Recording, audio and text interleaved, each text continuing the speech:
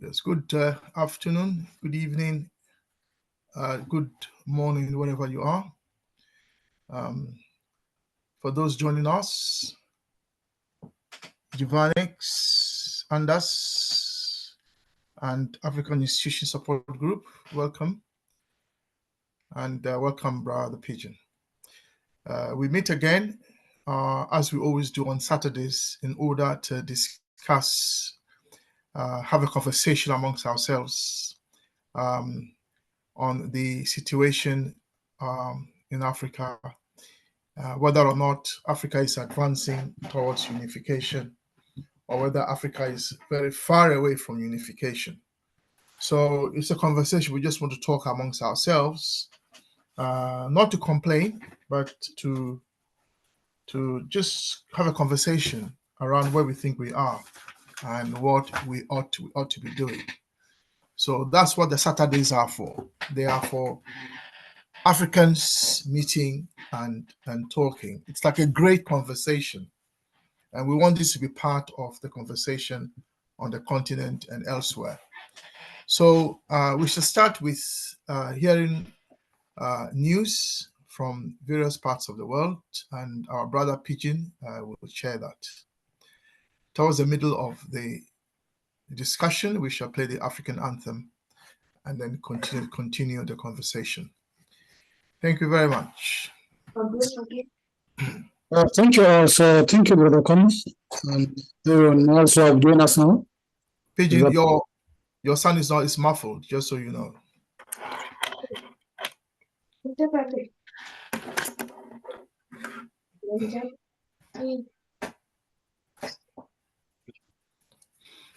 Pigeon?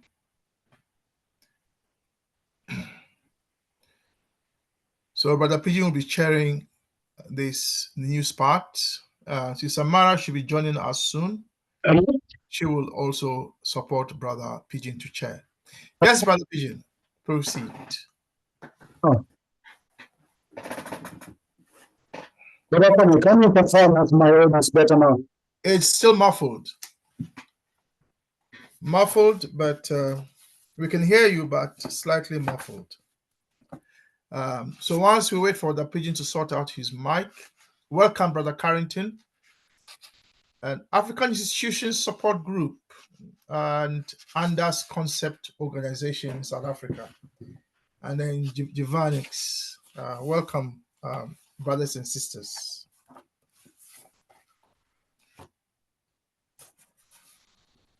Are you ready, Brother Pigeon, to continue the sharing? Let me just proceed as I'm trying to start this. Or if you can hear me, I can proceed that because I have to change the laptop. Oh, okay, all right. Then we will. I will just hold the fort whilst you sort it out. So, in terms of the news, let's hear from Givanix, please. Givanix, what's happening where you are? And do you think Africa is moving forward, or is it marking time, or even moving backwards? What do you think? What is happening? Givanix, unmute yourself and share your news, please. How are you, Kwame? I am good.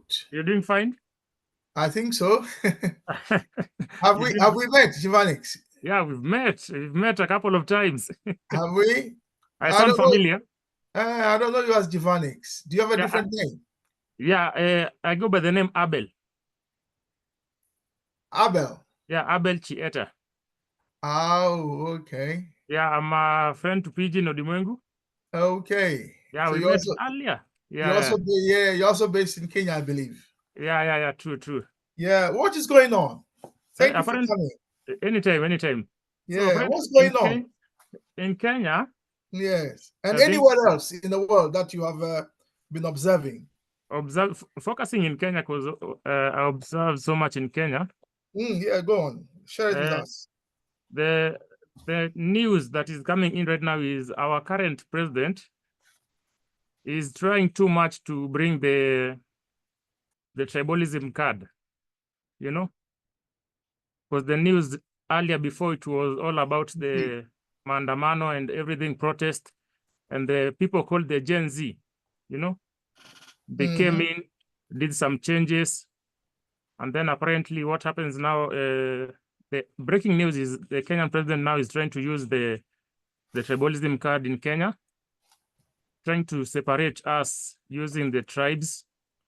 Like right now, he's brought in the tribe of Raila Odinga in the government, and so that means the people from Raila Odinga should not go to the protest. So I believe by doing that, the unification of Kenya alone is taking time. Leave alone Africa, you know.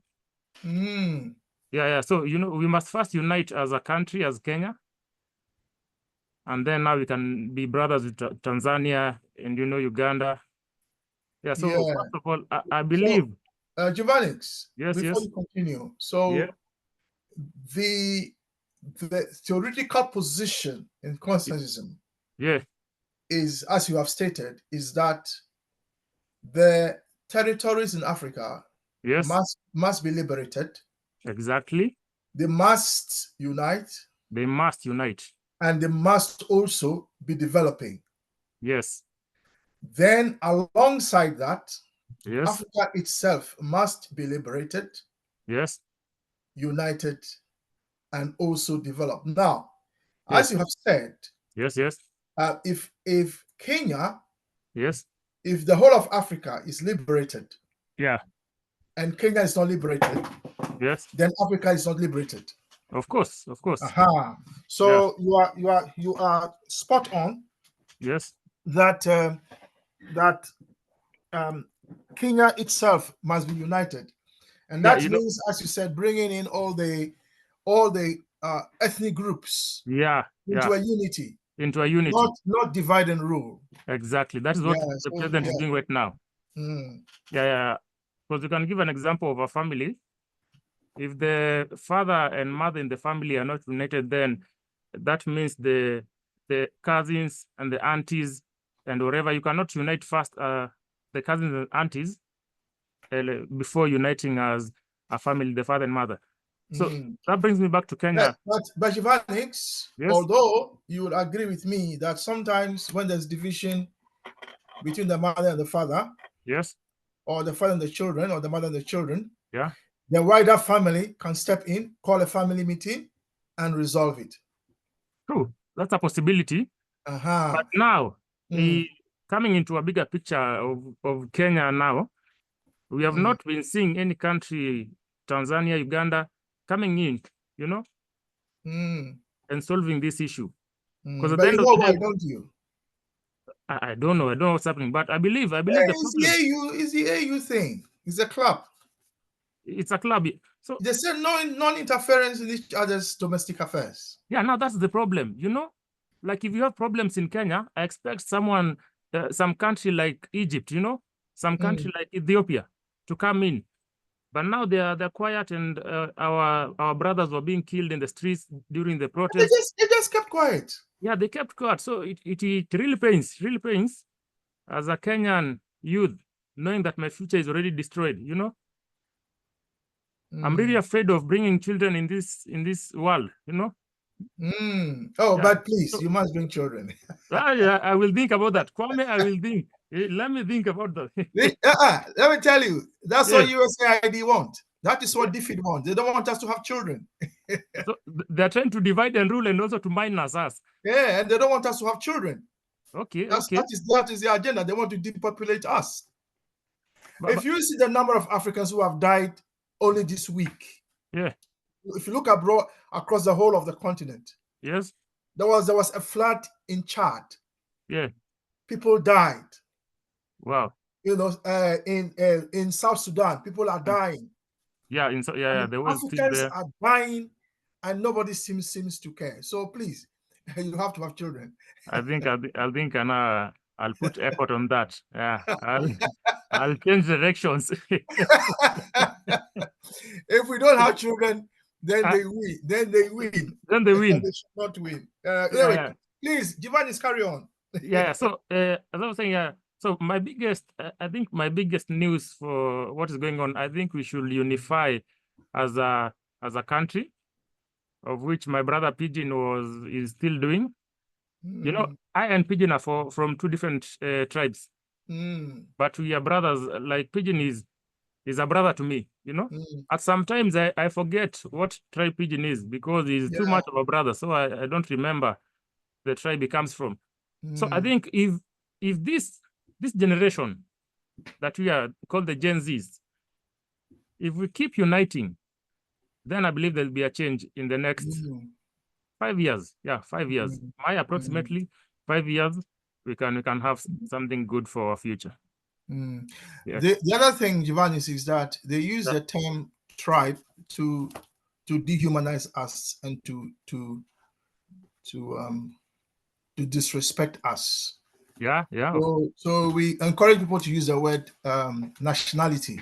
Nationality. So what group do you belong to? The national group you belong to? National. That is my tribal or what? Your ethnic grouping, yes. Oh, ethnic. I'm from the Bantus. Yeah, but in Kenya, what do you call yourselves? The Gusis. Now, the Gusis are a nationality in their own right. Yeah.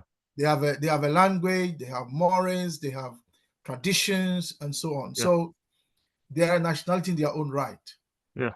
So what we are saying as Pan-Africanists is that we must stop using, or we should try and stop using terms that belittle us. Make it seem as if the people of the Gushi, for instance, are not a whole nation in their own right. That's because they are inside a new colonial territory. Yeah. That wasn't even carved by us. You see. So I mean, even though we have inherited it, still. So yeah, do you want to add anything else? For now, I don't think I have anything else. My main point is, if just as you have said, we need to unite. You know, like I believe way back. Let me say the Gusis, what they believed in, and maybe the Kalenjins or the Gikuyu people. I believe they had some lines that divided them community-wise. But as for us, the new generations, we really don't have those. I really don't carry along the guidelines of the Gusi people, because I was brought up in Nairobi, you know. Yes. And then I got to, which is more cosmopolitan. Yeah. So the what can I say? The generation that is here now, I believe it has a bigger chance to unite, because it doesn't have to follow what our grandfathers and our grandmothers believed in during falling into tribal things. Yeah. It might interest you to know, Giovanix, that in 1976, during the Soweto riots, in South Africa, it was started by school children. Oh yeah, is that where the movie Sarafina came in? Yes, correct. Now, it was school children who started that rebellion, and they started over education, apartheid education. Yeah. And the apartheid regime wanted to divide them. Yes. And they didn't want to be divided. Yeah. So when they left the campus, when they left the schools, they went as like the Gen Zs are doing right now. They went as one group.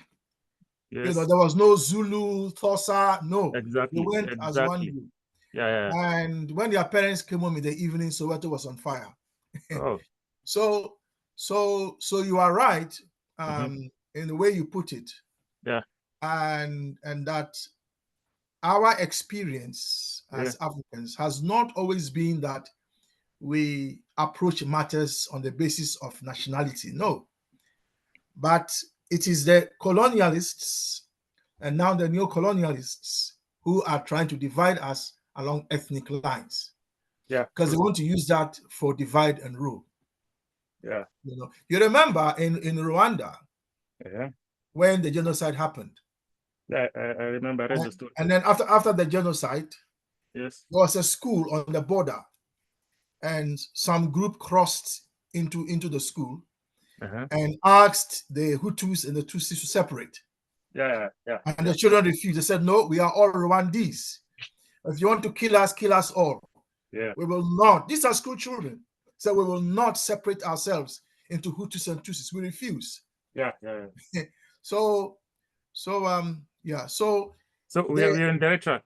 Yeah, the generation now in South Africa, and anyone up to 45 may not have witnessed that. 45 and below may not have witnessed that. Of course, of course. And the problem for South Africa, as you know, is that in as much as during the Soweto days they were one, when it comes to the African continent as a whole, they have problems with their brothers from other parts of Africa. Yeah, that's also a problem. You know, I ask myself questions that why do we as Africans fight our own Africans? You know, I've never understood the theory behind that. Yeah. The theory behind that is imperialism, neocolonialism. They want to divide, so they can continue to loot us. No, that's the problem. Now you see, we understand that is what they're doing. You know, me and you, we understand that, and I believe at this time, the story of fighting blacks and blacks should be a past tense thing. You know. It should, I agree. But it is still going on in South Africa. You know, in the 1960s in Ghana, when Nkrumah was in office, this is before 66. Everybody came to Ghana because Ghana was the first country to get independence. Okay. It was like a mecca, attracting all kinds of people. And Nkrumah being a Pan-Africanist, as you can imagine, everybody was welcome. Yeah, true. When he was overthrown in 66, and the neocolonialists came to office, they passed a law called the Alien Compliance Act. Can you imagine? And Nkrumah said, "Can you imagine aliens in Africa?" How now? You know, how can you have aliens in an African country? Doesn't make sense, man. Doesn't make sense at all. Doesn't make sense. And so anyway, Ghana at the time threw out a lot of Nigerians because they were aliens, so they said, by this pro-imperialist government. And then fast forward, what did Nigerians also do to Ghanaians? Same thing, my brother. They threw them out of Nigeria. Now that is the problem I still have. You know, why are we doing that? You know, because we are the other reason I don't think we are Pan-Africanists in office. Because a Pan-African government will not throw out other Africans. Of course. And I think if we unite the continent, and that would also help. Yeah, that's true. Because then I can. I mean, right now I can come to Kenya without a passport. Right now. True. And Kenya, you can come to Ghana without a passport. But try driving to Kenya and see. You cannot. You cannot. Or try driving to Ghana. You cannot. You can fly, okay. When you try to use the road, you pay money at every border. Exactly. Once they hear your accent, Ghana, all your money is finished. It's really sad. It's really sad, man. It's really sad. But according to you, Kwame, how long do you think do you see us getting to that position of one Africa? How long is hard to say. You know why? Because whenever people have tried to forecast these things, it has happened sooner than they think. Okay. You remember when Marcus Garvey was talking about Africa on the map? People told him they would never happen even in his lifetime. But it happened. And so during Nkrumah's time, it was believed that African unity will be very soon. Okay. This is in the 1960s. 1950s, 60s. It's 2024 and we are still not united. Exactly. So sometimes it's hard to forecast these things. Sometimes it happens sooner than you think. Sometimes it happens later than you think. Oh. So it will be hard for me. Who knows? Some of you guys will wake up tomorrow, the young Gen Zs, and say, look, forget about what our fathers and grandfathers are saying. Yeah. A united Africa now. And then you will all sign the documents. And then we are united. And that's a good idea. So, yeah. Can I say something on Yeah, on of course. So according to what I've been seeing, I think papers really don't work that much with the government. Because our government now is using force. You know, government of Kenya is used to use force. So on paper thing, I don't know how it will work. I have no theory on that. But what can you tell me about maybe waking up one day or maybe next week, and then we decided, you know what, as the Gen Zs, we will sign. You know, we'll collect signatures to unite maybe East Africa. Maybe we start with East Africa.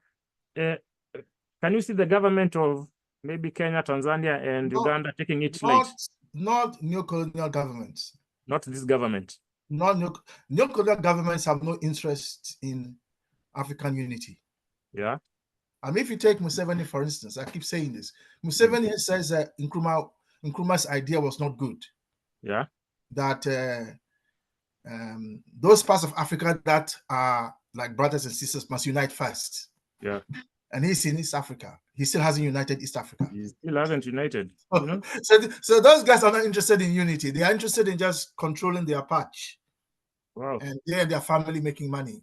That is what these guys are interested in. Okay, so for Africa to unite first, we need to change the governments. Well, we are part of the government, so yes. So we will. Well, what do you think? Yeah, and there are more people here. More people have joined us, so they will also chip in and they'll chip in on that. Yeah, for Africa to change, do we still need to change the government, or can we do it with the same government? So I believe someone else can take it from there. Well, let's hear what others think. Some people think that we must have a federalist. The federalists think that we must give the African people the chance to vote on it. That if we wait for the governments, it will not happen. So the people have to vote and tell the government what to do. So yeah. Anyway, if you have joined us recently, we're having a conversation around African unification. It's just a conversation, and we are just listening to one another, talking, chip in, say whatever you like about it. It's okay. It's a free space. It's a protected space. It's free speech. Even if you don't believe in African unification at all, you are free to speak and tell us why. As long as you tell us why, so we can challenge you. And that's all we ask. That's the only way it's going to work. Black unity, you know, it's nation time, you know, as Africa for Africa at home and abroad. Up, you mighty race, you can conquer what you will. The quote of Marcus Messiah Garvey. You know, this is Brother Siddiqui. I'm just chiming in here, you know, just to build with the Brother Siddiqui. You do. Peace, Black. Peace. I'm happy to be on here to speak on the unification of us kidnapped Africans, us continental Africans who wasn't taken off for this land but was colonialized. You know, it's just time for us to find a bond that will bring us back all together, you know. And one of the purposes and objectives should be happening. You know, we keep talking Pan-Africanism, but us kidnapped Africans seem to always be left out of the equation, even though the fact that it all started from us being pulled out of here and depopulating the continent with the knowledge. Siddiqui, I don't think that is quite right. You have never been left out of the equation. Nkrumah came to the US to study. Well, and he worked with you guys in the US. A lot of you came to Ghana. And some of you are Ghana, so you were never left out. No, when I say left out of the equation was, you know, you can take that further back because, you know, Marcus Messiah Garvey came to America, you know, with the intentions of meeting Booker T. Washington, you know, who he was highly influenced by, to meet and build with him and trying to duplicate the institutions that he created, which, Booker T. Washington was a kidnapped African, but before Garvey was able to make it to the continent, before Garvey was able to make it to the continent, Booker T. Washington had passed, So Garvey decided to stay. He decided to stay, and he built the UNIA, ACL up from when he left Jamaica, and the UNIA, of course, is the biggest organization that has organized organization of us kidnapped Africans, of us diasporan Africans, and us Africans on the continent. There has not been a bigger movement than the Honorable Marcus Messiah Garvey to this day. He was so influential that they keep him out of the history books. They trying to make sure that they don't allow another movement like our Messiah. I consider Marcus Messiah Garvey our Messiah. That's the only Messiah I have. I don't have any other Messiahs. If we can be able to follow the philosophy and opinions of Marcus Messiah Garvey, we both will be free. But these I know you do that. Nkrumah was also a Garveyite. Yes, he was. That was his influence, and that's why the flag is the color what it is. Garveyite is part of the Garveyite vision. Most definitely. No, it's unquestionable about Nkrumah's and that's my name also. Nkrumah's Siddiqui Kamal Nkrumah. That is my given name by a sister that was in the movement. So I truly take Nkrumah's philosophy at heart just as well. Only if they would have listened to him, we would have United States of Africa right now. But due to the fact that Malema had more of an influence, him and Haile Selassie, they had a different influence, and they went the other way. It took them too long. Imagine Nyerere saying that it took him 10 years to understand what Nkrumah was saying. 10 years. Too long. And they blew it in. Yeah. Sometimes, Sadiq, sometimes you don't understand something, but because the person who is saying it knows what they are talking about, you put aside what you don't know or don't know. You just follow because you know the guy or the person in front of you has your interest at heart. So you don't have to understand everything, but you just follow. Sometimes you just have to follow.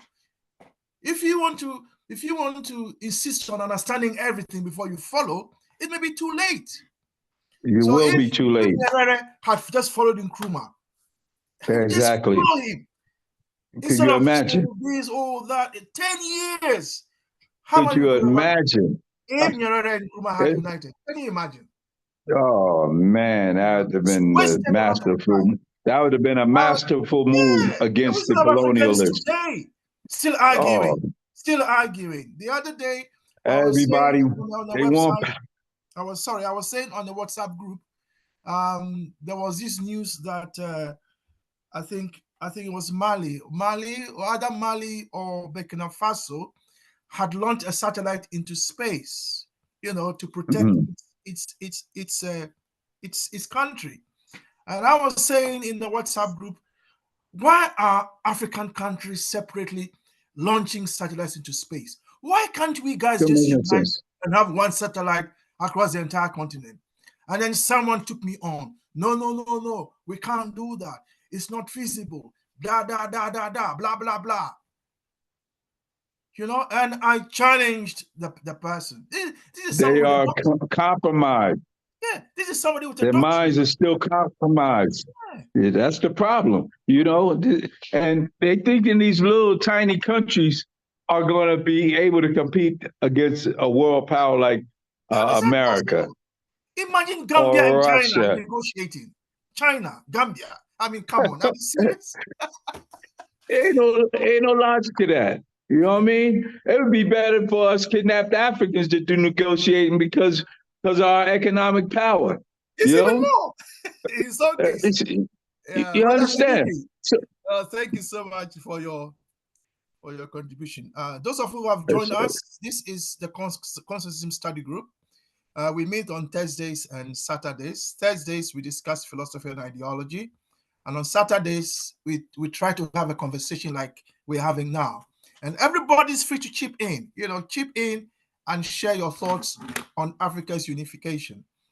There are now about 13 of us on the call. So do come in and share your thoughts. African Institution Support Group has his or her hand up. Not sure if it's a man or a woman, so I'll just say his or her hand up.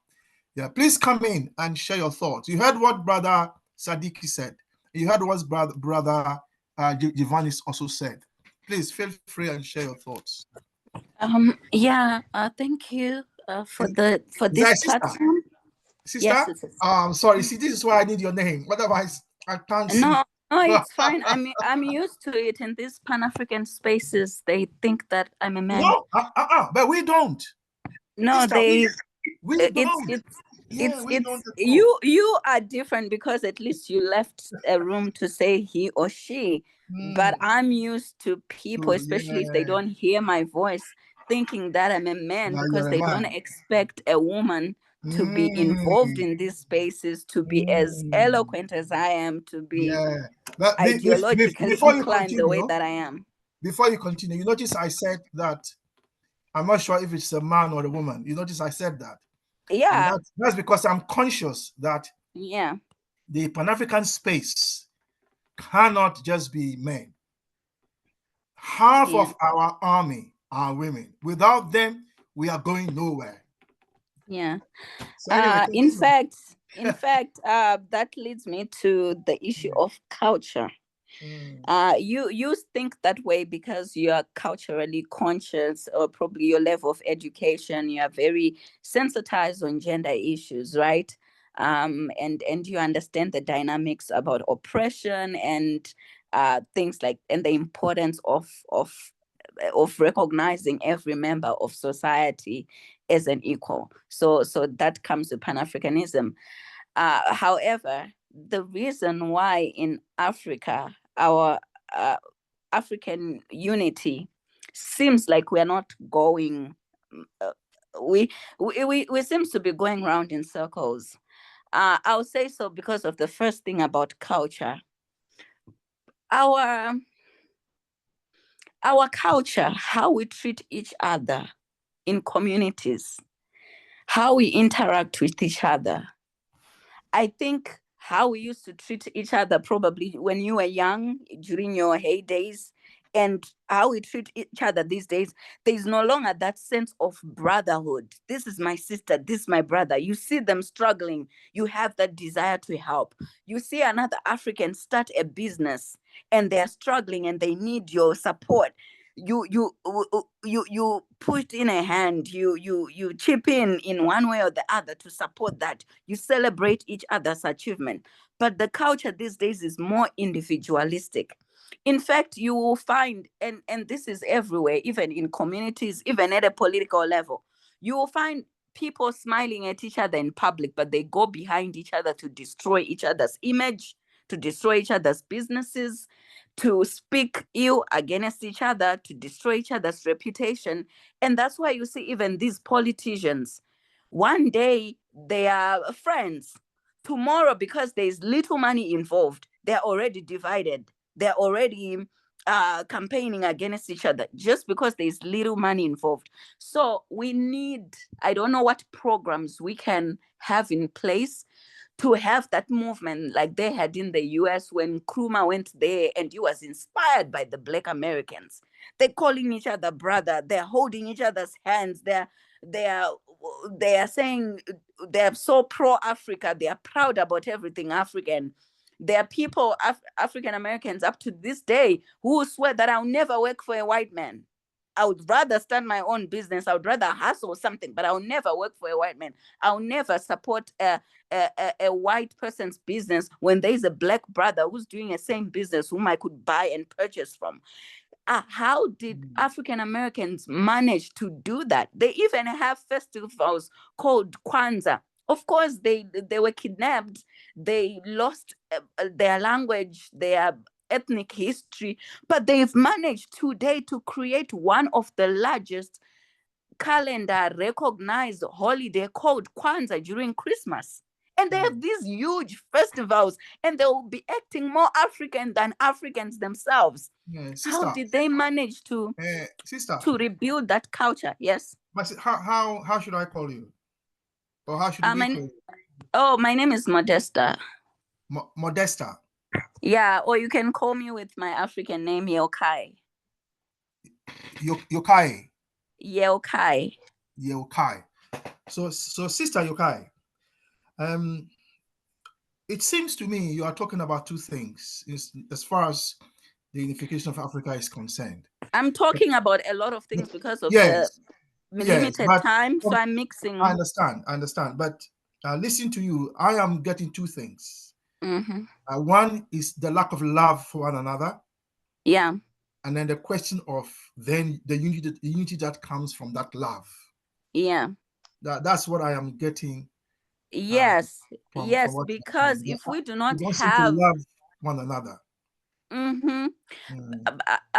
So we have to really embrace that culture again. I don't know how, because the societies today are becoming so individualistic. We prioritize selfishness and we fight over money, and we want money all the time. Of course, everybody wants to survive. Yes. But money is dividing a lot of people, even in politics. We are talking about neocolonialists ending up in government. These people, when they start off these political parties, you can rally with them. You can say, wow, we found a Pan-Africanist at last. Then when they get into office, they get a few monies, they get comfortable, they start getting approached by foreign entities offering them this, offering them that. Then within a year or two, it's a different person, or you end up with the same politician you had in office. So that thing about money, again, we have to have a really strong economic base, or a way of supporting our political parties or political institutions, so that they are able to sustain themselves, to fund their members, so that they are not easily enticed by brown envelopes that can make them act against certain things. Even in the African Union, somebody was talking about how African Union brown envelopes from France be flying back and forth to stop. Sister, before you continue, spell your name for me again. Does it start with Y? I will write it. I will write it for you. Okay. Well, in the chat. Brother, come in. Yes, hold on, brother Pigeon. Are you? Is it in the chat, brother, sister? Okay, good. Yes, yes, I'm brother writing, Pigeon. I'm writing it. I have a personal contact. In the chat. Is that correct? Sorry? I have Sister Modesta personal contact. Okay. So Sister Modesta, you know Sister Modesta very well. Yeah, she knows me. She knows me. Okay, good. Yeah. So okay. so what Now, I was saying, I'm interested in the African name. Spell that for me, please. I've written it in the chat. It's in the chat. Yeah. Yokai. What does it mean? It means remember. Thanks for reminding us. It's Shona. I'm from Zimbabwe. It's Shona. It means Yokai, remember. Yokai, yeah? Yeah. So we are realizing that as much as in the small circles that are really driven to make change, they don't have money to fund programs. They are dependent on funding. We cannot fund our own institutions. So how can we advocate for unity and dream for it to happen when we don't have the resources? it Sister remains Yokai. a dream. Sister Yokai, on that question, the envelopes are on 3 levels. The first level is the brown ones that are flying between the imperialists and the African leaders or misleaders. That's the first level of brown envelopes. The second level is in parliament, where the brown envelopes are redistributed to the parliamentarians so they can pass bogus laws. Exactly. That's the second level of brown envelope. The third level is when the parliamentarians want to go to parliament, they give envelopes to the people. Sometimes they don't put them in envelopes, they just share them. Yeah. So these are the 3 levels of brown envelopes that are happening, and it has corrupted our whole African political economy. And so you are asking, if this is going on, how can we unite? Is that correct? Yeah, how is As a unity continent. possible? Because I compare with the US. I lived in the US, I've lived in Europe, and I see their systems. The reason why they can stand on their principle is because most people are financially independent. They are not in poverty so much that they cannot even go to the bank. Like in Africa, you cannot even go to the bank to get a loan if you're in hard times. You don't have social security. You don't have such things. So even you are so desperate that anything that comes your way can make you sway off your principles. In Europe, when people are economically empowered, they have independence even to cuss out a politician if it is saying, because they can protect themselves financially, they can protect themselves socially even as well, because they're independent. Independent is not about a piece of paper that says your country is independent. Independence is financial independence, your ability to live with to survive, without being dependent on someone else. But in Africa, we are still dependent on a politician to eat. People are unemployed. There are no industries. So, Yeah. Yokai. Yeah. In the US recently, when Kamala Harris was confirmed by Biden, immediately groups of Americans came together, and the last time I checked, she had raised 200 million for her election. Yeah. This is not from organized interests. This is just ordinary Americans. These are people with money. $10, $5. Now, in African countries, if you want to run an election, you have to go and borrow money sometimes. You have to look for an NGO. Because your followers are poor. They're actually asking you for money. I have campaigned for women on the streets. Like I've worked with politicians on their campaign trails, and I have worked with this woman before, and we would go into the high density suburbs campaigning. Right, we go on the shopping center, we gather a crowd. That crowd, they are listening, but at the end they'll say, "So, sister, are you giving us a drink? Will you give us $10 so that we can feed? Because yes, you have said good things, but we are hungry. We are hungry." And you can see that people are poor.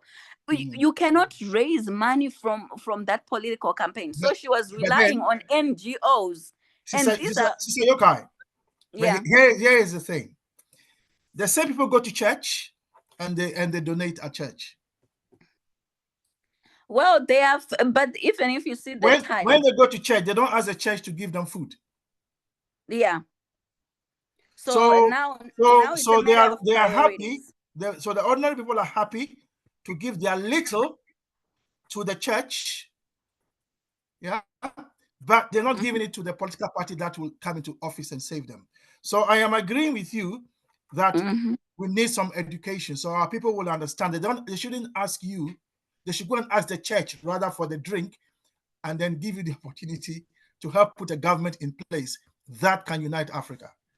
Yes. So now that education, understanding that even the role of a politician, we expect that a politician, because we assume that a politician is rich, we expect that you feed us. If I align myself with this politician, I will eat. Now you're breeding more problems of corruption, of nepotism. It breeds a lot of problems. So how can we unite if our political environment is like that.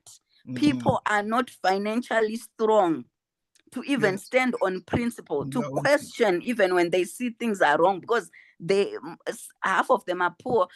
Two, in education also, even those who are not poor, they are not thinking about the importance of politics.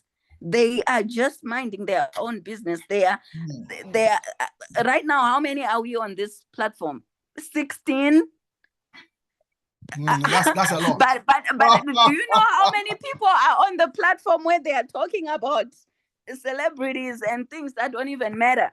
There are hundreds. They are logged in there in hundreds. I understand. They're on TikTok and so on. Sister Yokai, thank you so much. So just to round up, another thing is when the movement was so strong, we had more role models like Kwame, like Malimu, like what? But that generation has died off. The Mugabes have died off. Who right now can we say in Africa are we looking at as a model to say this here, what he says is leading the movement? Sister Yokai is one. Yeah, who are we saying like right now? Brother Pigeon is one. Brother Carrington, I know a few here. Brother Carrington. You know, so I'm like among the crop of leaders who are at the African Union right now, how many can we say are not compromised? How many can we say are really standing for the African revolution and our complete emancipation and liberation and unity? Right now, we are, yes, they have activities, things are written on paper, but look at their own relations. Are they really representing the principles of Ubuntu and African unity? Interesting. Right now, President Raila Odinga is running for AUC chair. There's a Kenyan brother here. Would he vote for him to become an AUC chair? All the Kenyans here who know Raila. Absolutely not. Honest. Would you say he is a leader of African unity? Sister Yokai. Anyway, I'm done. That was my last question. No, it's okay. On that note, I want to hand over to Brother Pigeon because I was meant to just hold the fort for him to sort out his mic. And it's now almost 8 o'clock. Brother Pigeon, please. Continue. Thank you. Thank you so much, Brother Kwame. Hope you can hear me clearly. Yes, it's now much, much better. Will you allow me to play the Nkrumah talk for 10 minutes or we go straight to the conversations? It's up to you. Brother Sam had his hand up. Now we have Minister Lazarus also with his hand up. So you make that decision. Okay, thank you. So just to let you know that we are equally live on our YouTube channel. We tried the live stream and it's working out. There are people who are joining us from our YouTube channel. Those who might not be able to join us directly via the Zoom.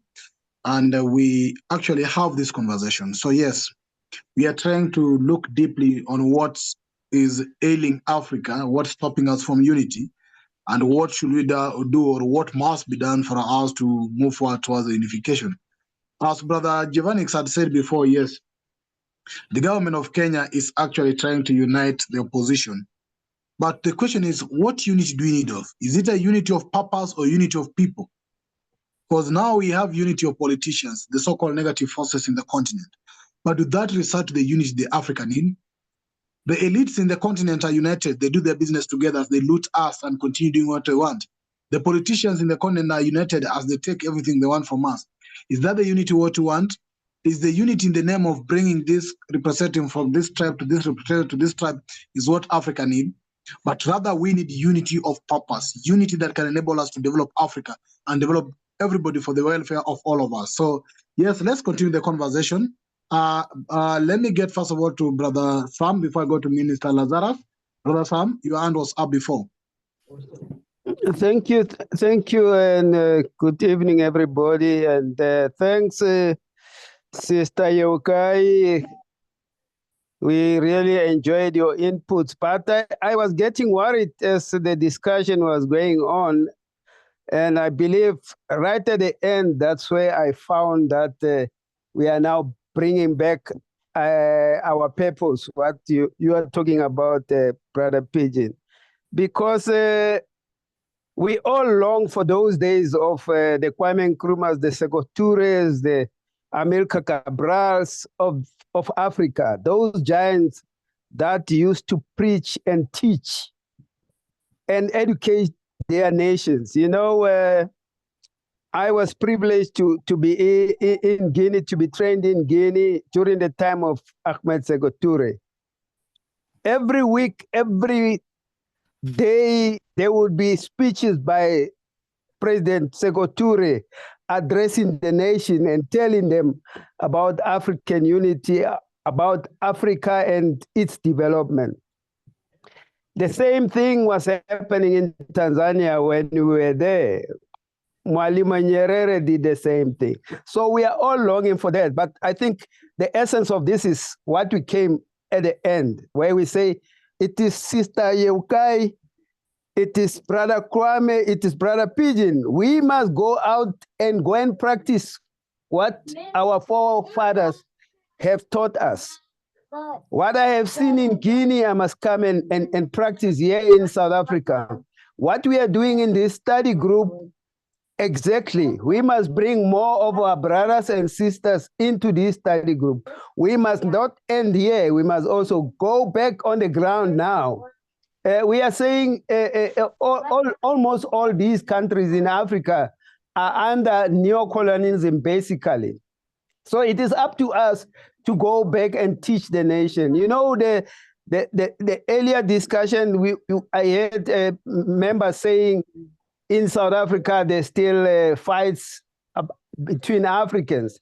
And that thing, it's happening because the leaders that said were in the liberation movement, when they came back home, they said they are free, they adopted the free care style of living. They never went back to the masses and told them how this freedom came about, how this freedom was brought about by the support almost of everybody. You know, we had a simple issue last 2 months ago or a month ago of a young lady from parents from Nigeria who was on a beauty pageant here in South Africa. And that caused a lot of hullabaloo.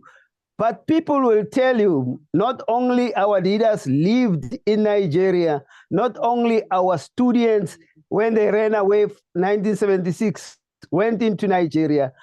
Most of our leaders had diplomatic passports that were issued not only by Nigeria, by Guinea, by Ivory Coast, all those countries that supported us, Tanzania. They gave our leaders and some of our operatives passports, diplomatic passports, to be able to execute the struggle. But our leaders didn't come back to South Africa and educate our people. And that is where we are currently with this situation, that we need to go back now. We who see the light must go and throw back the light into our people. The same way that the Nyereres of this world were able to tell the Tanzanians that South Africans are liberation movement fighters. Even when there's no food in Tanzania, the liberation forces would get food. We should be able to do the same. Thank you. Thank you, Brother Sam. Indeed, you are bringing the aspect of unity in action. Somebody just told me today that, you see, the biggest challenge we face as a continent is that the forces that are against our unity and development are so strong and so united. And therefore, most of us who fight for the same liberation are not getting the strong support towards moving towards what you want. But the people who are fighting or working as their agents are very heavily supported, everything else. And then we are here struggling, and then maximize on our poverty and whatever goes on in our society. So then we become beggars to beg them. And what Brother Sadiki was saying is, why should our continent borrow money from white men while our brothers outside the continent are the people who make up the GDP of those countries? Why don't we allow our brothers to come back in the continent instead of the continent asking money as loans, but give them opportunity to invest their money here?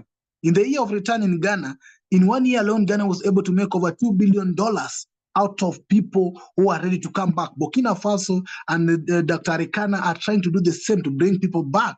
So it's a high time that we have to see how we come in action to support real action towards what we do.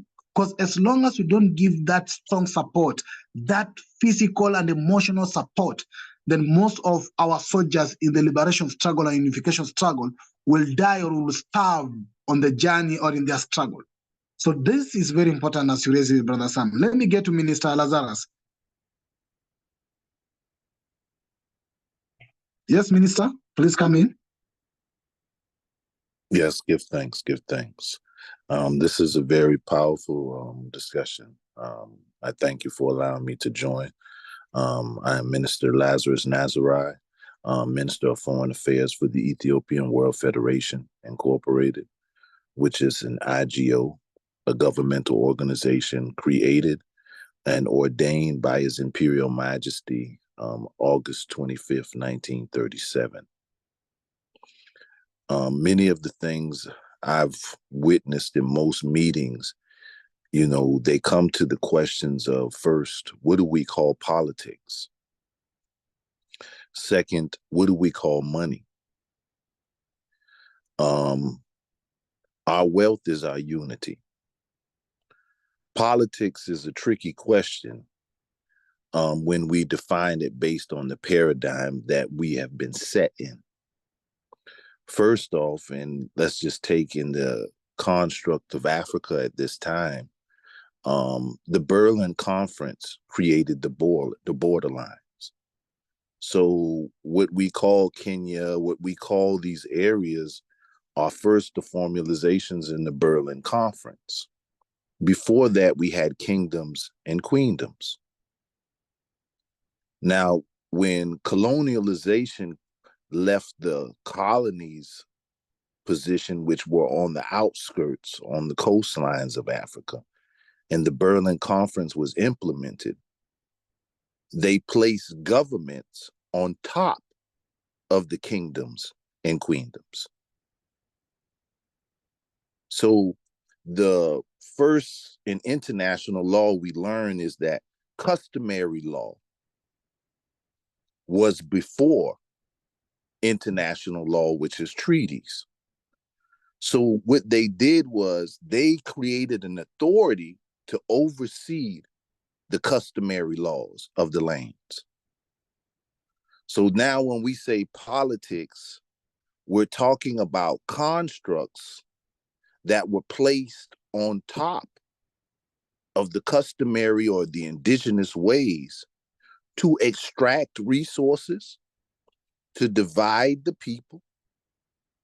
So this mechanisms of what we would like to say is politics is a construct that was created to extract and weaken the indigenous people's controls of the lands. So when we think about that, there is only certain factors that we miss in that.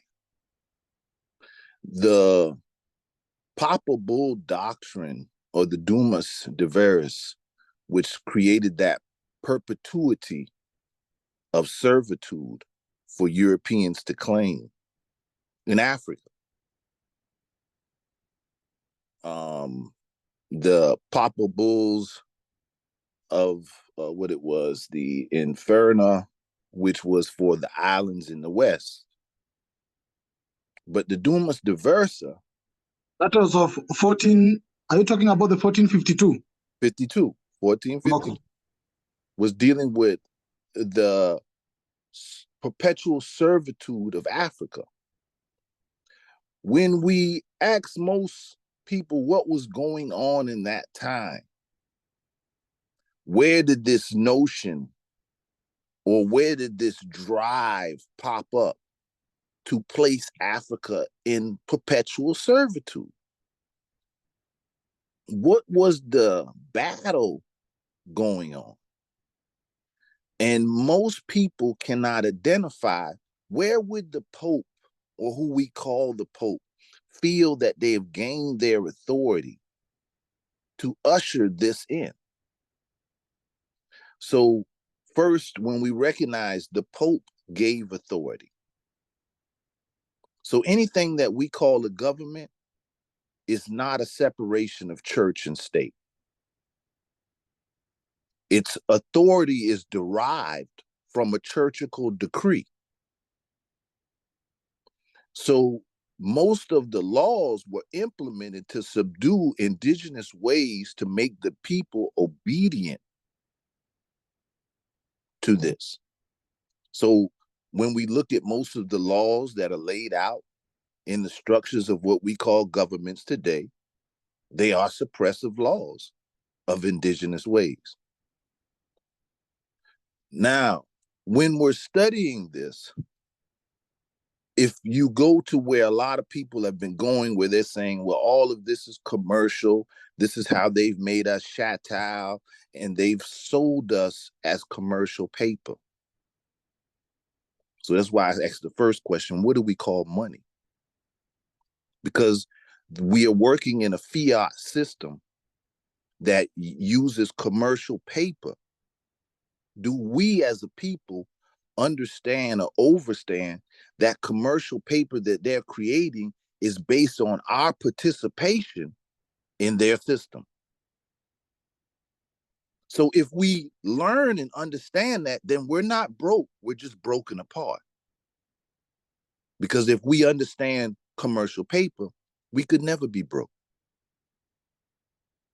But because most of our leaderships have no reality of this, they orchestrate the movement in a poverty-stricken mindset. So they weaken it. Now, in the second component, most people have studied history based on a coin-tail operation and on the lack of international law overstanding, and based on precepts given by the religious dogmas to trick us in division. And I say that because when I ask most people, what did His Imperial Majesty Haile Selassie do? Not Rastafari, not religion. You know, South Africa knows because they got their apartheid removed because of the steps that His Majesty pushed, using also the information that was created by Malcolm X in a civil action suit based on here in America. So there were battles of international law going on that most of us are not educated on. So first, the Pope claimed to be the highest authority on earth based on his throne and based on the primacy of Peter. His doctrines of the Papa Bull become aspects of liens against the people.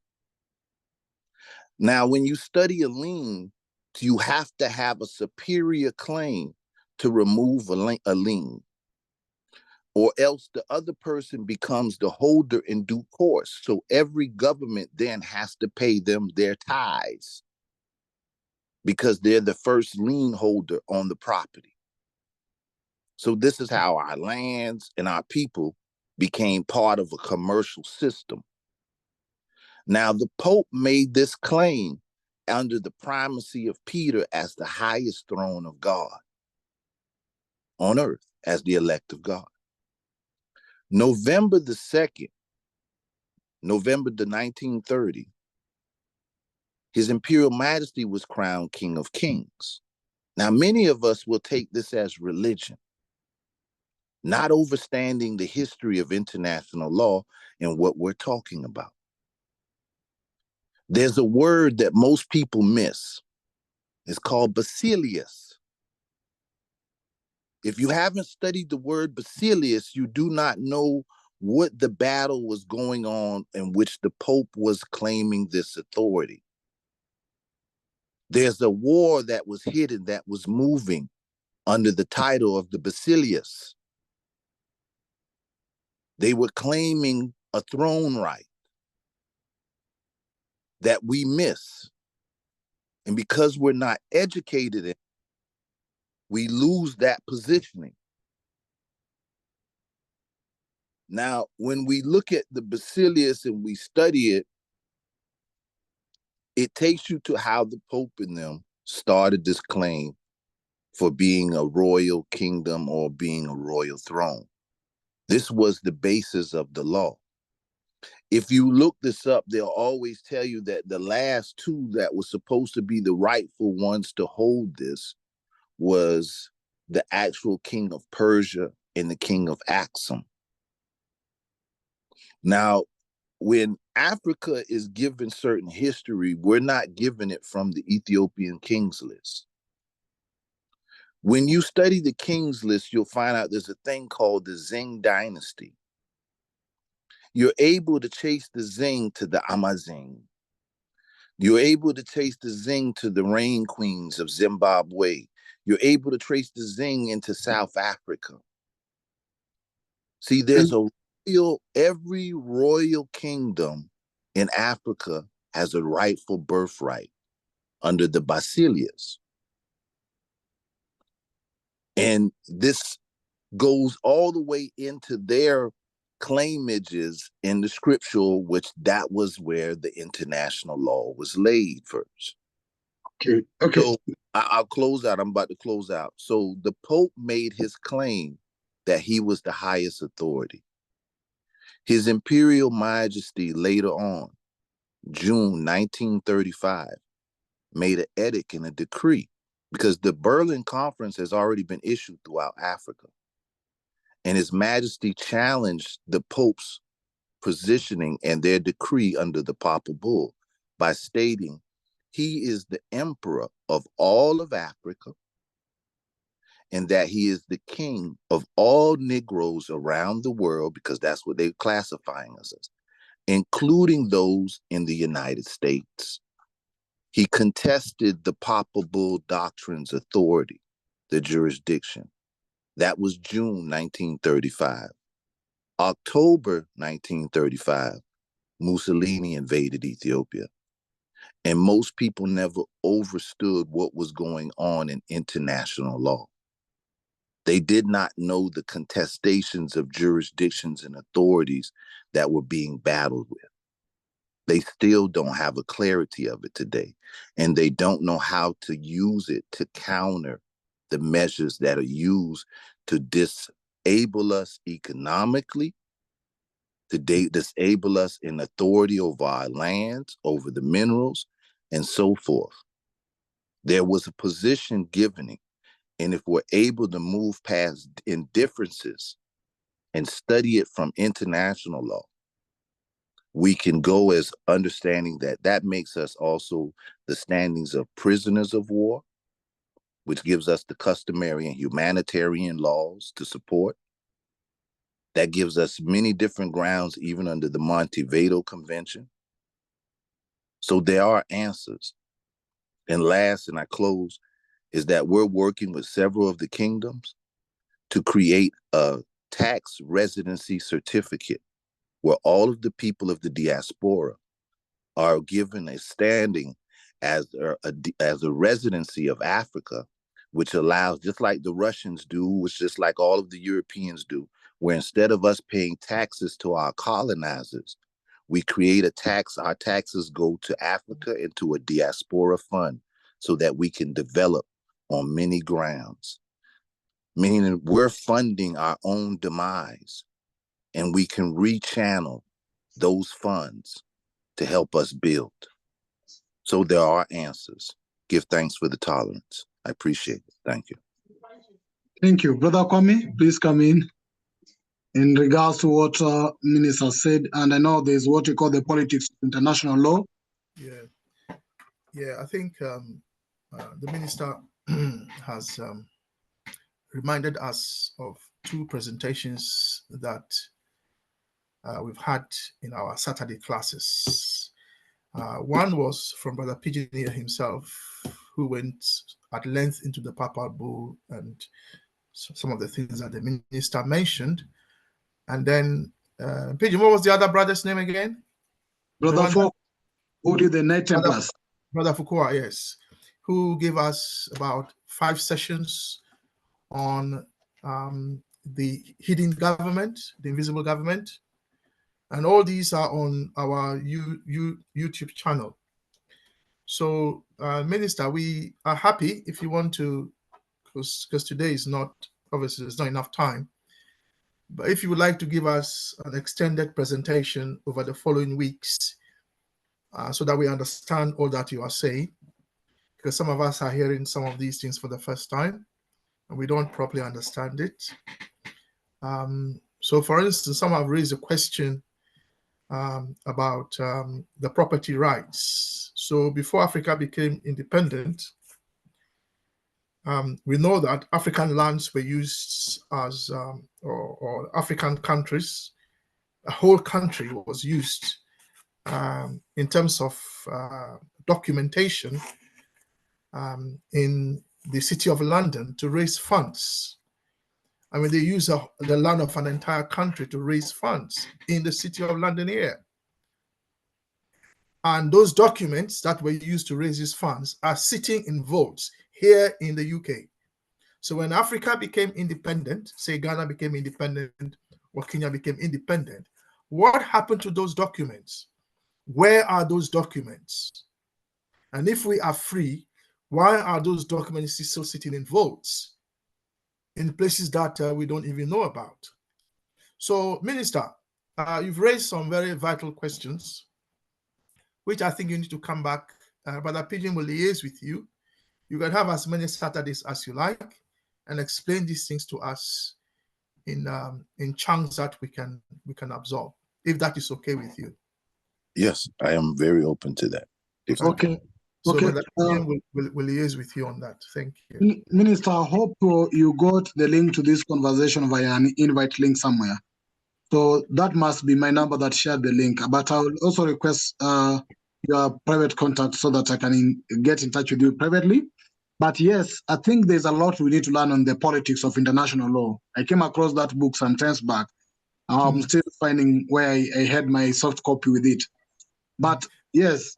Can I come in here just briefly? So the issues that the minister has raised is also one of the things that is a problem right now in Ghana, where there's an argument over who founded the nation Ghana, because people don't understand international law.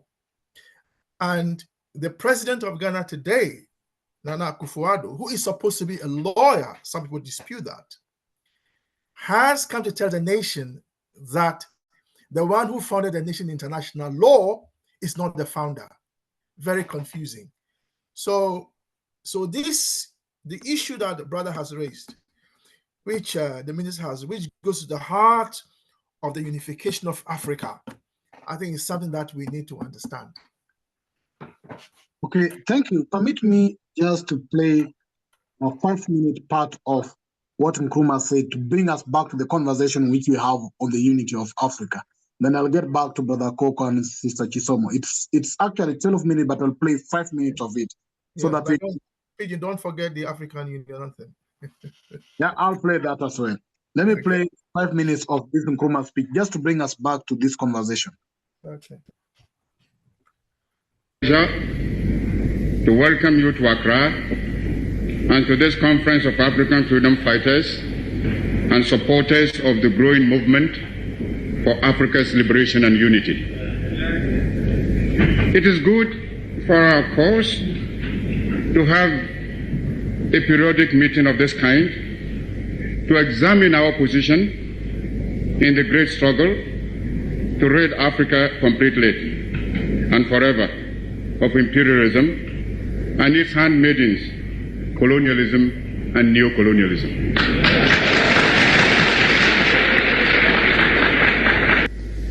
Africa is rich and not poor.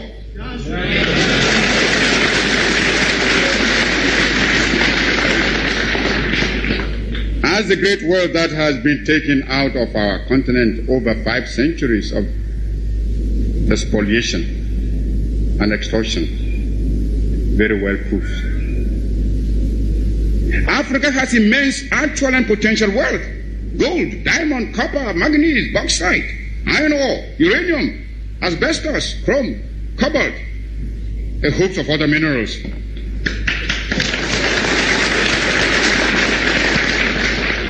our essential agricultural produce have all been drained away by colonialist imperialism.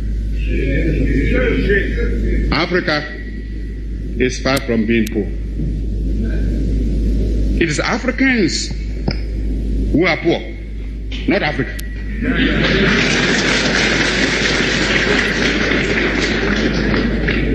And they are poor because of the uncounted profit that has been made out of the exploitation of their labor and their lands. If we are being baited to enter the European community, we must have something that community needs, and needs badly, when it pretends to offer a bonus by way of aid. When Greeks come bearing grapes, should we not look them well in the mouth? If I may mix my metaphor, but I'm sure you get my meaning. I raise this point so that it will stay in your minds when you may be tempted by the seductive promises of new colonialism to forget the real character of colonialist imperialism and be persuaded away from your own true interests and those of Africa. For today, we must each see ourselves as part of Africa in order that we may face colonialist imperialism and its new form, new colonialism, on a continent-wide front. This requires some plain speaking. And for the sake of Africa, let us speak plainly.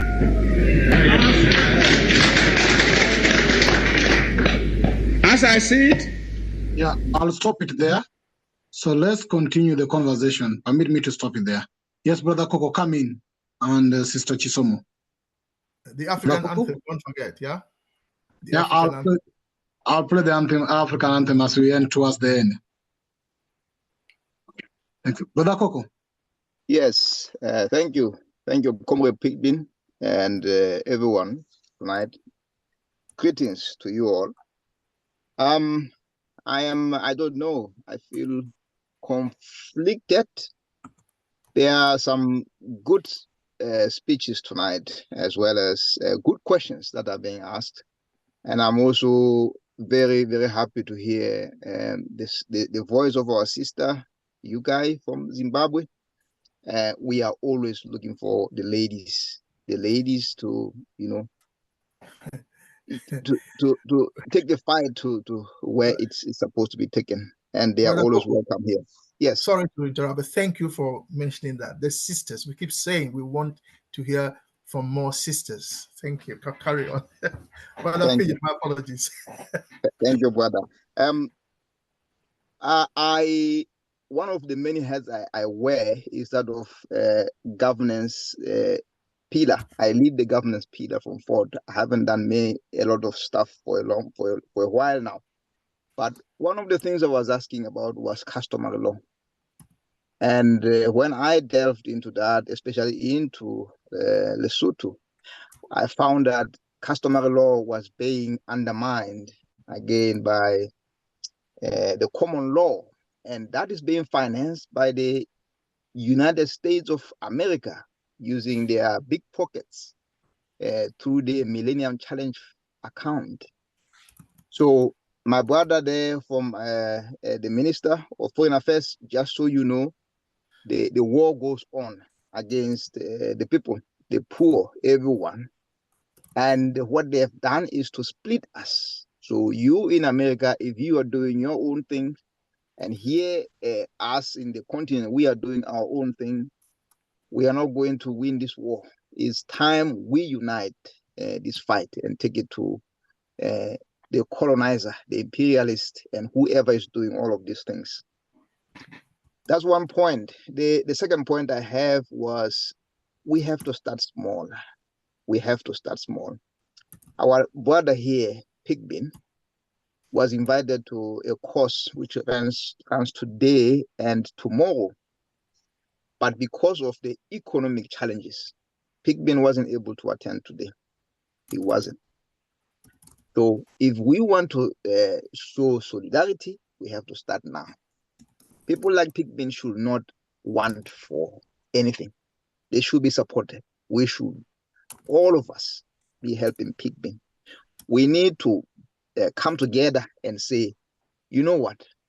We as an organization, as a movement, as a group, CSG, we don't have a lot, but let's find a way in which we can take care of one another. That's how we start. And I think Sister Yukai asked some of those questions, that the people are hungry. What do you do? What do we do about that?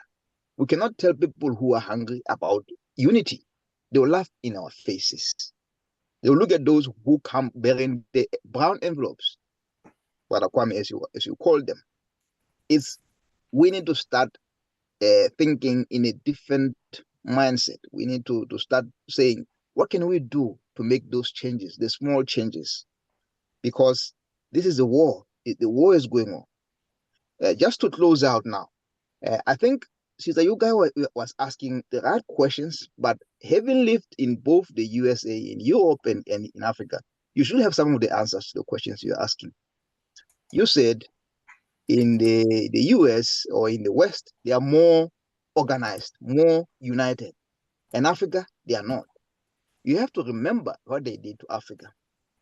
That impoverishment and that colonization of the minds have led people who are disempowered, people with nothing. I'm sure our brothers in the West, they are thinking they sold us. They sold that because that's what they are told, that we sold them. They don't know. We never sold them. Nor are we under control, in control of our own destiny. The Africans are not in control of their own destiny. They are not, because they have been miseducated. They have been impoverished. They have been disempowered. It's time we think differently about this. I don't know, even if we have to start our own Pan-African churches, whatever it is, we have to think differently. Thank you. Thank you. Thank you. Thank you, Brother Koko. Indeed, I like the conversation because we are moving towards what must be done. And Brother Kwame, hope you're helping me to take note of so many of the proposals that are being put that must be done.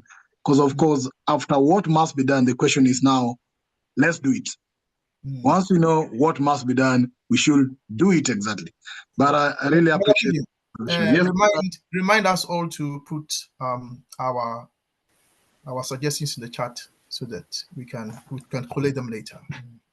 Yeah, thank you very much. I think we, of course, from the CSG level, also been thinking, I think it was from Africa Liberation Day, we've been thinking of how we set up the so-called Pan-African Technical Working Group so that let the brains we have in the continent and outside the continent sit together and look at our education and bring us a template that is a liberated concept, not a concept that is totally neo-colonial and totally embedded by the neo-colonial influence.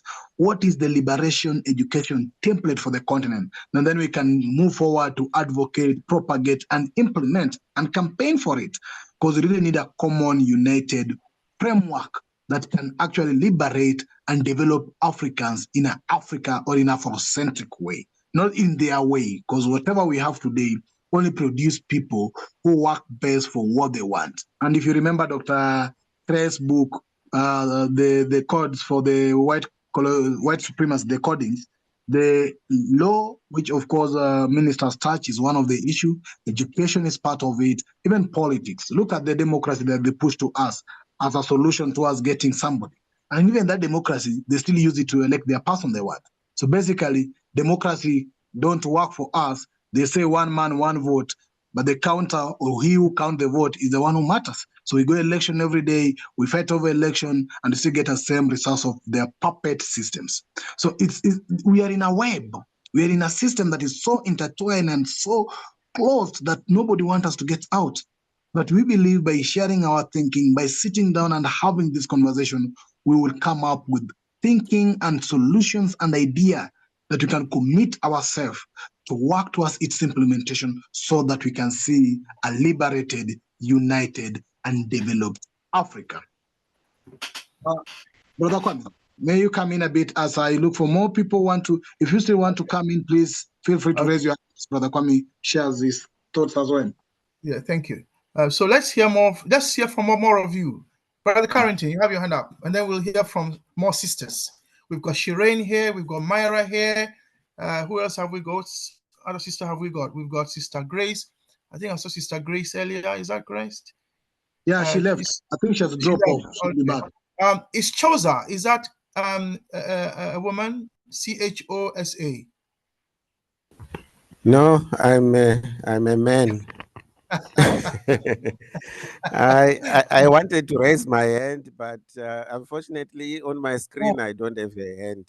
Oh, I see. In that case, you speak after Carrington. Yeah, I'll call you to speak after Carrington. Brother Carrington, you speak, and then Brother Chosa can also speak, and then we'll hear from our sisters as well. Thank you. Yes, Brother Carrington. Thank you very much, everyone. I hope you're having a lovely Saturday. I would really love to talk about tribal politics or regional politics and the hindrance it poses for our project, our Pan-African project, and even for the project of the maintenance of the stability of the current states that we have, Kenya, etc. So remember that before the Europeans came, we had these independent ethnic states. This is just the historical reality. Although there were confederations, like the Bunyoro Kitara, there were confederations of the Akan, there were confederations in Southern Africa, but for the most part, we had these ethnic states. Now, within 20 years of the Europeans deciding to control, not just trade with the continent, to control the continent, they had overrun the entire continent. Now, a lot of this we think is because of technology, and it is true. Technology has a role to play. Weapons technology has a role to play, but also social technology is important. The Kikuyu in some period talked to the British because they thought the British would help them overrun and keep the Maasai away. The Maasai talked to the British because the Maasai thought they would help them keep the Kikuyu away. And slowly by slowly, using these divide and conquer tactics already discussed, within 20 years, the entire African continent was under the control of Europe. Now, it took almost one generation, and Europeans, because of the relative ease with which they overran the continent, thought they would be in Africa politically for 1,000 years. There are these letters of administrators, European administrators, saying that they will be in Africa in political, economic, and social control of Africa for at least 1,000 years. This failed almost within one generation. And the reason it failed is the guy behind Brother Christian's Zoom background, i.e., a group of African intellectuals sat down and developed the ideology. Marcus Mosiah Garvey, Kwame Nkrumah, we know these names, sat down and developed the principles of African nationalism and Pan-Africanism. As soon as these principles were articulated properly and developed into a political program of action, the Kenya African Union, the Kenya African National Union, the Zimbabwe African National Union, the African National Congress, I hope you see where I'm going with this. Within 20 years, again, from 1956 to 1976, 90% of the African continent was liberated. Why? Because of the coordination from Ghana, because of the coordination in Nairobi in the case of East Africa. Now, after liberation, the very thing that gave African nationalists power, i.e. African nationalism, was dropped because tribal-based politics was expedient. If you are able as a president to convince majority of the regions by bribing them with small development projects, you can be president indefinitely. And this is exactly what most African politicians did. Exactly the same African politicians who had espoused the values of African nationalism that liberated Africa. And this is the situation we are faced with. Up to the point, yesterday on Twitter, I was discussing with someone, a brother of mine from Kenya, who is pushing for the formation of Nyanza People's Republic, a small ethnic nation that is separate from Kenya. And there are similar discussions in the central part of Kenya, in the northeastern part of Kenya. We will go back to these very small states, even smaller than they are right now. And there are similar discussions, by the way, for Zanzibar. We will go back to these smaller states, and within a generation again, we will be picking coffee for Europeans. So, how about we do the opposite? Try and understand our history. What is it that liberated us? African nationalism, Pan-Africanism.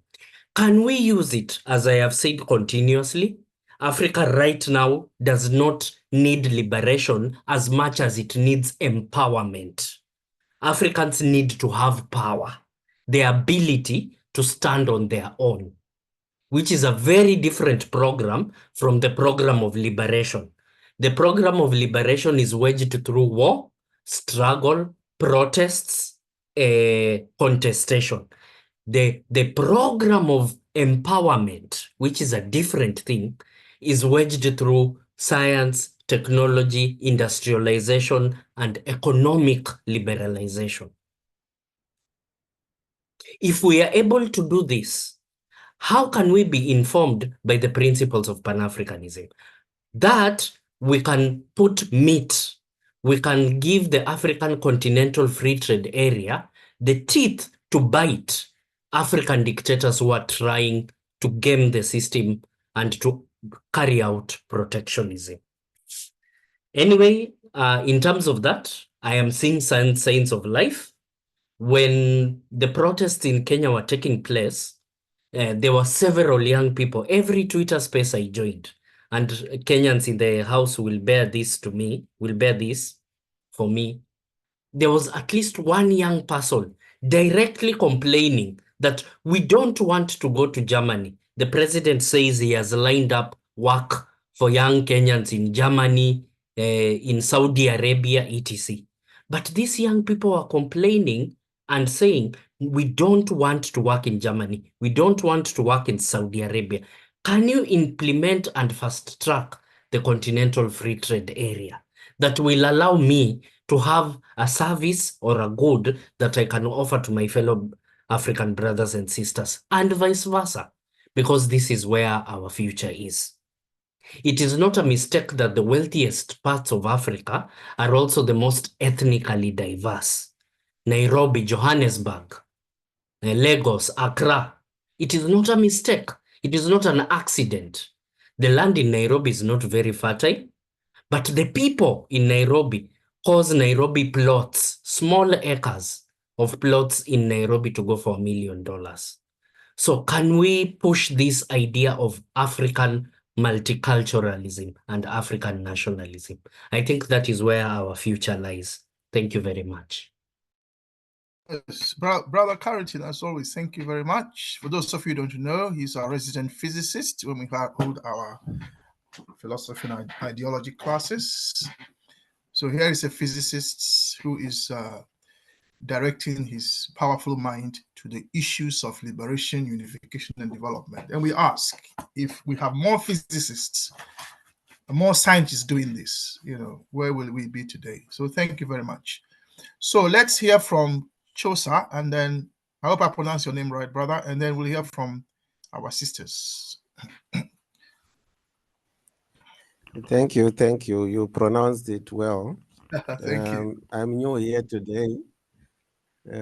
My brother who knows me invited me here. Who's that brother? I'm from Zimbabwe. It should be Pigeon, yeah. Brother Okay. Pigeon. All right. He's my brother too. I'm from I'm from Zimbabwe, but I'm in South Africa, and we are also working on this Pan-African project. So what we identified is that what exactly perpetuated the problems that we are having. We found out that institutionalization of various aspects has perpetuated this colonial system even up to today. So we started by creating these institutions so that we clearly study and understand what is the problem that we are facing. The first thing was about unity. And to unify the continent, we need to work on the universal problems that we are facing. Because if you look at the colonial system, there is a lot of universality in how they do their things. Whatever applies in South Africa also applies in Ghana and everywhere. So if we understand those universal problems, then we can come up with solutions. Like, for example, the simple one is the educational system that we have. You'd find that the British Cambridge would come up with a curriculum, and then after developing their curriculum, they sponsor it in Africa, so Brother that Joseph, they implement whatever.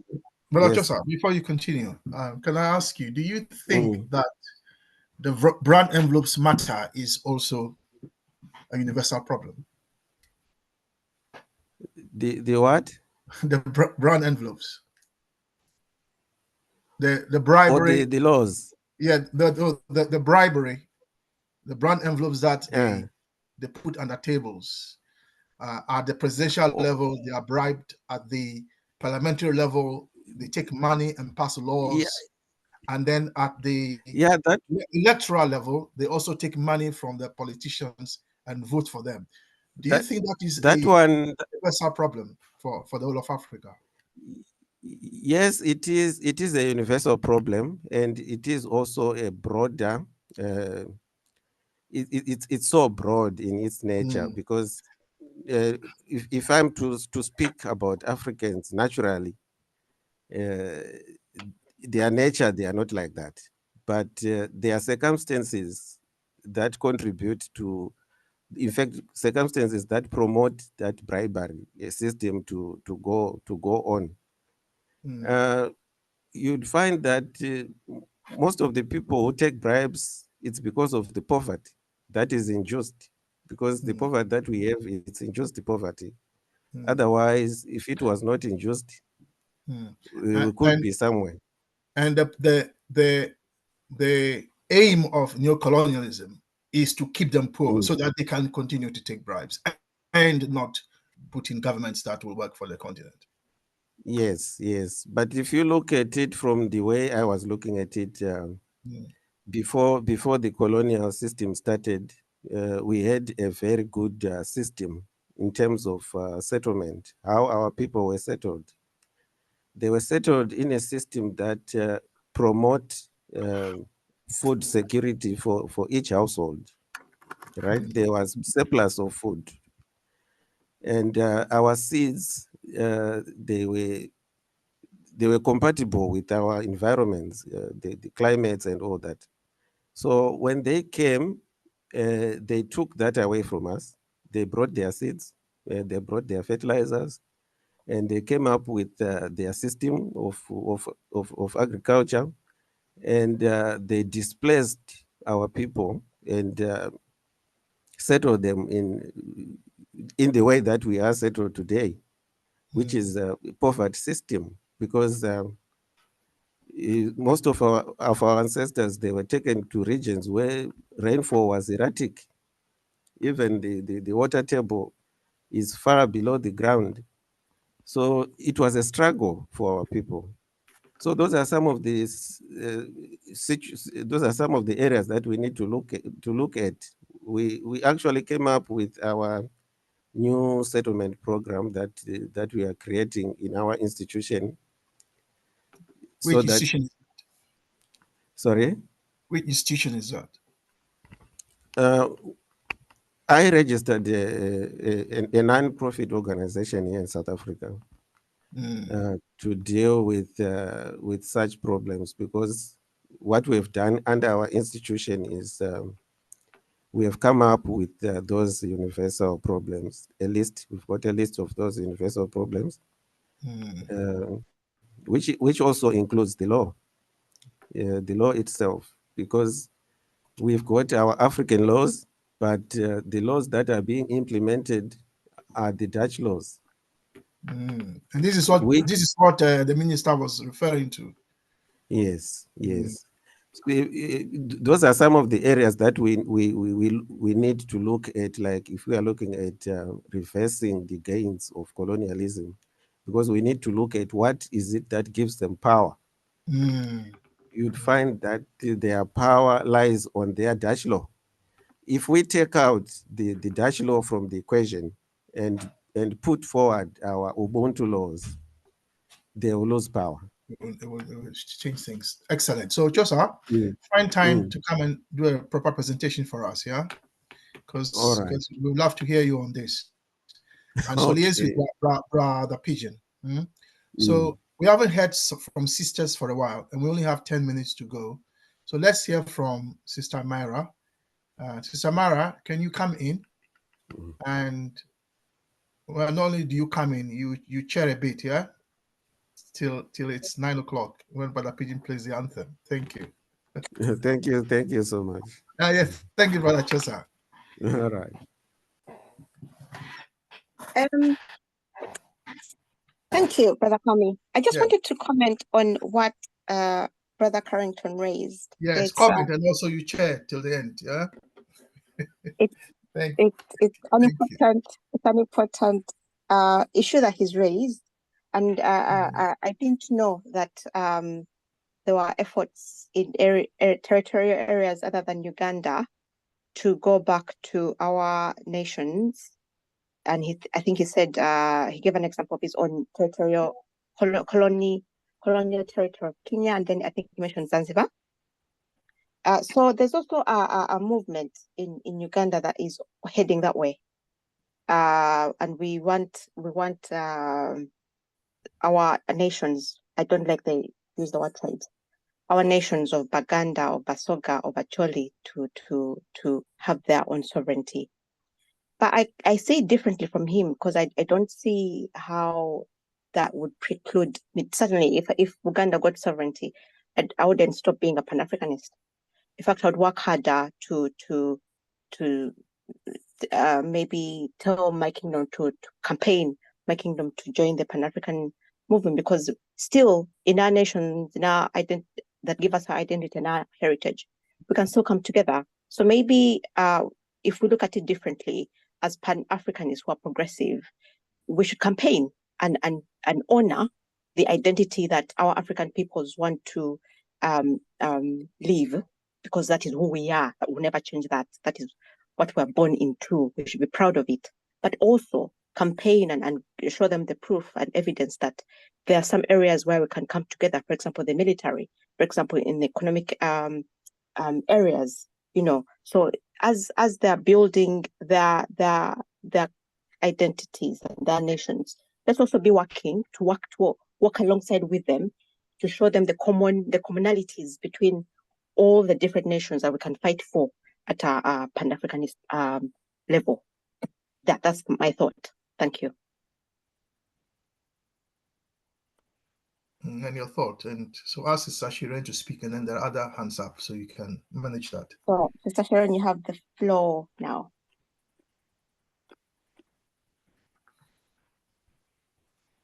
Sister Sharon?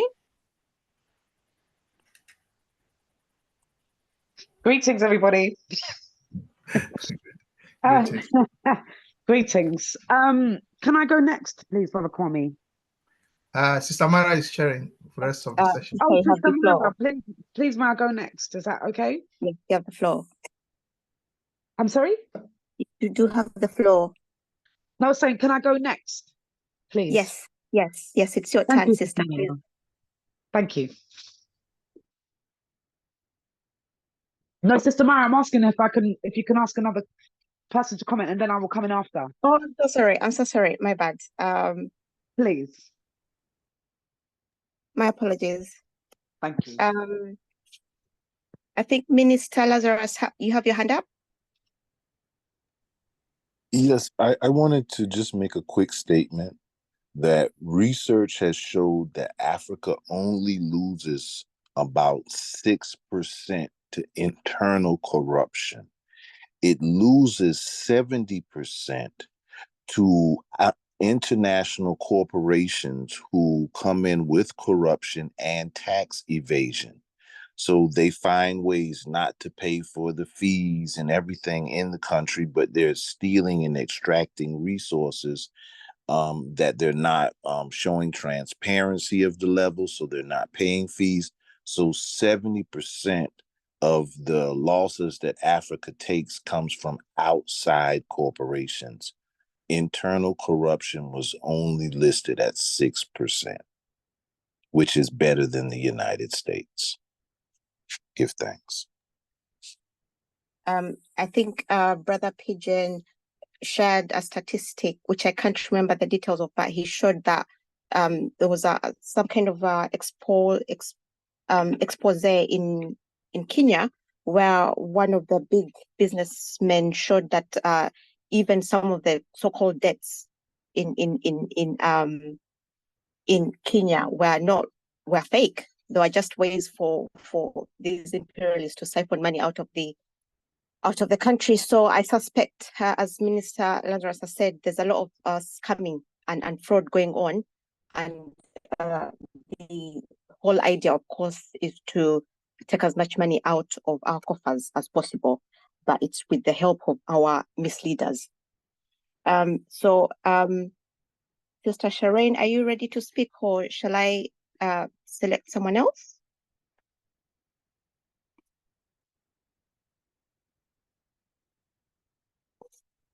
Greetings, Sister Myra. Sorry. Okay, so we're talking about liberation and development of Africa, and it's interesting a lot of the contributions that were being made in regard to this not being a problem that has just begun or started. It even goes before I know a lot of people think it's the Berlin Conference and where Europe carved up Africa. I think it goes even before then. But there's a lot of information where a lot of people are starting to wise up about the misinformation and the lies and the propaganda that we are constantly being told about the continent, and the reverse psychology that has been bestowed upon us to keep everything in a third world mindset. And even the terminologies, the third world, showing us famine, and famished communities, flies on children and families, where famine has struck, malaria, HIV and AIDS, all of these biological weapons that have been bestowed upon us in some way or form, even environmental. And I just think that we always talk about an education type of a thing that we need. But even just this week, I was thinking about just education in general and the system where I live in the UK, for example, and it's a system throughout the world where it's this missionary, it's a mission to indoctrinate people with specific information, and which is a lot of the times nonsense. And this nonsense perpetuates our ignorance, it perpetuates our inability to unite, our inability to love, and even our inabilities to even realize ourselves in the time. And there was a question that was asked within a group on Facebook, is Africa, are we progressing just generally in the diaspora in a unified way? And some people said yes, some people said no. And I answered no. But then there are innovative stories that I read every single day of our brilliance, our innovative spirit, our creative spirit, our survival, and a lot of like, say for example, even though this may not be a good example, but listening to a talk by Terence Howard and the other brother, he talks about Anunnakis and stuff like that. His name will come again, but I listened to a talk that they had, and they were talking about metaphysics and the spiritual realm, etc., etc. And I just, they were actually talking about inventions and how a lot of the patented inventions around the time of the period, I'll just say the period of the 1600s to even up until today, where we invented the majority of these ideas that are out there, but obviously through, I wouldn't even call it plagiarism, but theft. We do not know in many cases who it was who created these innovative ideas. So we're constantly being trampled and placed down. But I think that as people open their minds, and I think we literally have to continue having these discussions, welcoming more people onto the platform. And like, I think also there's a lot of fear around being able to speak out publicly about our intentions and our aspirations for a unified Africa, or an Africa that will be at the forefront. And I will also say that everything works in cycles, and we may not live to see the cycle of a rebirth of Africa. I just pray that when it happens, it is one that is where we actually are at one with nature, at one with the universe, at one with ourselves. So it isn't just a monetary thing, because there's always an argument about like economics and monetary achievements and gain and whatever and whatnot. But I think that, there has to be a spiritual shift within us as well. And I think also the certain paradigms that we're attached to has to be challenged as well, even though it is very difficult to get out of this system in some way. There has to be some alternatives that are drawn up and available. And I'd just like to say as well, before I leave as well, we have to be very careful as well, because like I have to do an investigation, because obviously I'm from an island called Carriacou, and there was a hurricane that passed through it, and we have to be very careful that when these natural disasters, well, I don't think it's natural, but anyway, these disasters happen, it gives an opportunity for certain shifts to happen, where there's a devaluation of what would have been a certain price a day before certain natural disasters. And when these natural disasters happen, all of a sudden there's an audit of land, an audit of property, and there's a devaluation. And if you don't understand how the system works, a lot of people will start, I'm just saying, just generally, like in terms of our loyalty to or our understanding of the value of land, for example.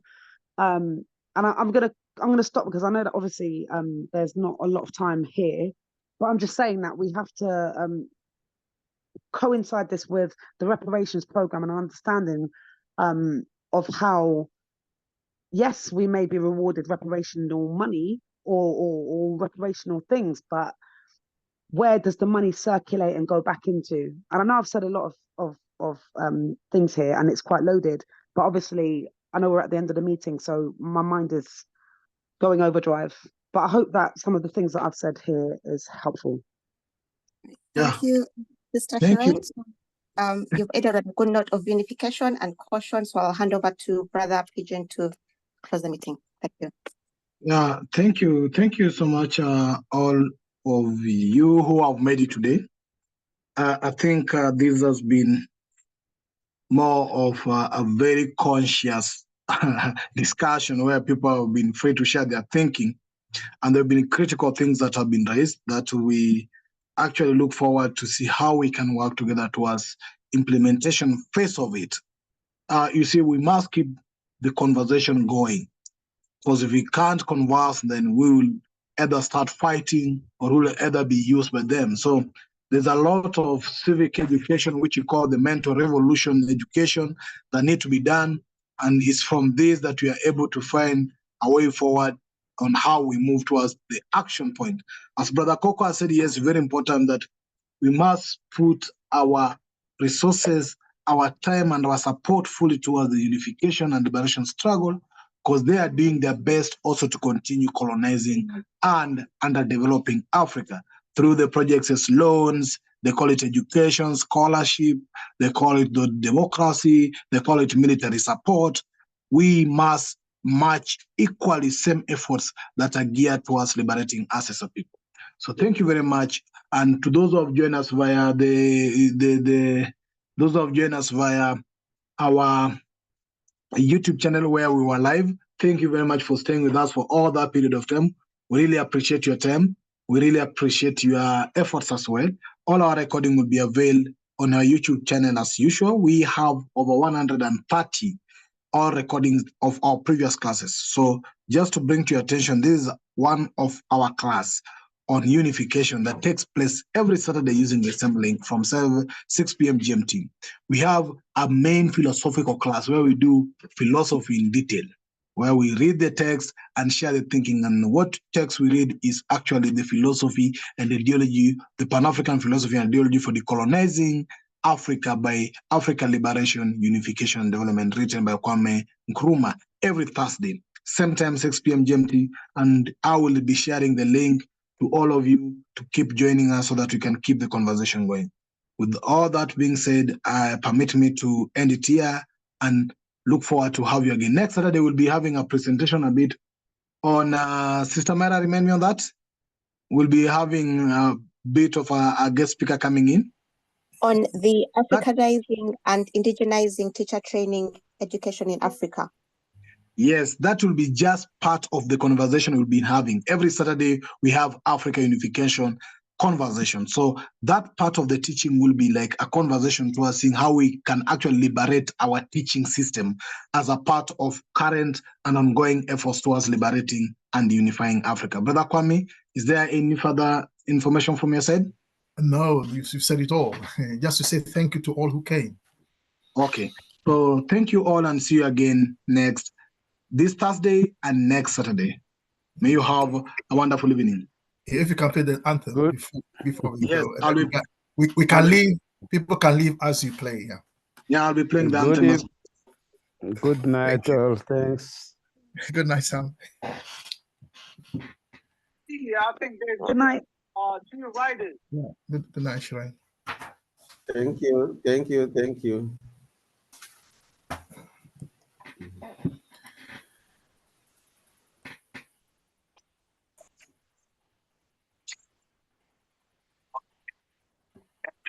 For the line.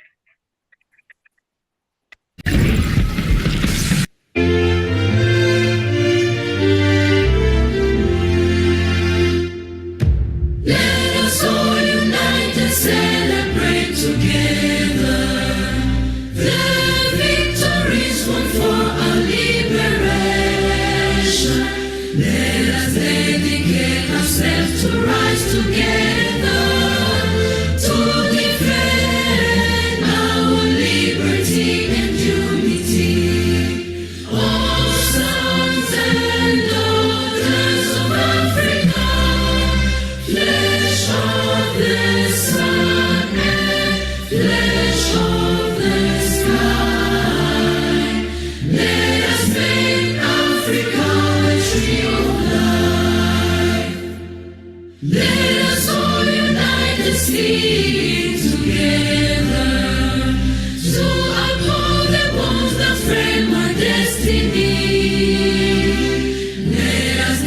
dedicate ourselves to fight together for lasting peace and justice on earth.